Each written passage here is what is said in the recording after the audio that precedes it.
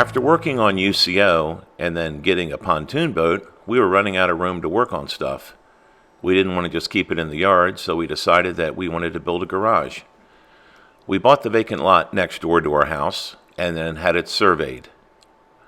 It's a standard-sized building lot for the area, measuring 80 feet wide on the road by 125 feet deep. The first thing we had to do after combining the two parcels together to make one lot was to have a boundary survey done. They came out and marked everything and showed the dimensions of the lot as well as the location of any trees. We had to indicate the tree locations for the topographical survey because the city requires us to replace trees if we cut them down if they're of a certain type. It's a typical Florida lot with a little bit of water in the swale right now, but that will dry up as we get into the winter, and that's going to be addressed when we do the excavation and grading.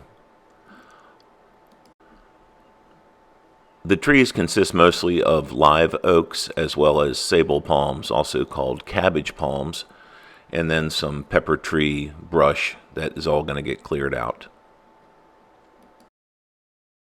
The next step was to have the city arborist come out and identify the trees. And we lucked out because after they were marked, it turned out that we are able to clear them and we don't have to replace them because we are joined to an already improved lot. We didn't have a whole lot of trees. A lot of it is just the underbrush, which we did not have to replace. But after we do everything, we're going to landscape with some native trees or maybe some fruit trees or palm trees, something like that. As I walk towards the rear of the lot, you can see that some of the trees in the background had been damaged or blown over by Hurricane Ian. And the one live oak that is right in front of the camera here had blown over sideways, but I ended up cutting it down anyway. Since it's an oak tree, I'm going to cut up some of the larger branches in the trunk so we have some wood for the fire pit. This is a view of the back corner of the lot facing towards the road. So you can see there's a pretty good amount of room to build a nice garage. I'm pointing at the marker in the distance there. It was so sunny out, I don't know what you could see or what you couldn't see at the time I was filming this. And then this next middle marker that I have marked with the pink flagging tape is halfway through the lot, and then there's another one in the distance behind it, which is the far end of the lot. The garage is going to be 30 feet wide by 50 feet deep, and it's going to be centered on the lot with a 40-foot driveway. 16-foot roll-up doors so we can get the boats in there, or maybe an RV. As it sits, the lot doesn't really have much to offer. It just has lots of bugs, and occasionally snakes. Here's one of the oak trees that was snapped in half by the Category 5 winds of Hurricane Ian.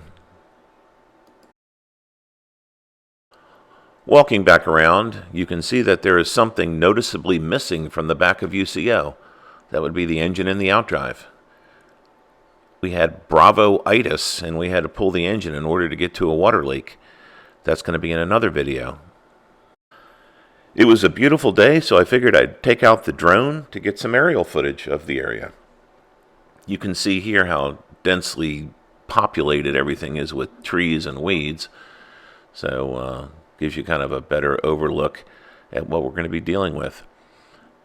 They're coming in a week or two to clear all the area and then do some grading. And then at that point, we'll get the final levels that we have to have and get the dimensions laid out for the driveway and the concrete pad to put the garage on. It's a beautiful day out here in the neighborhood, right off of 75. During Hurricane Ian, this was all underwater.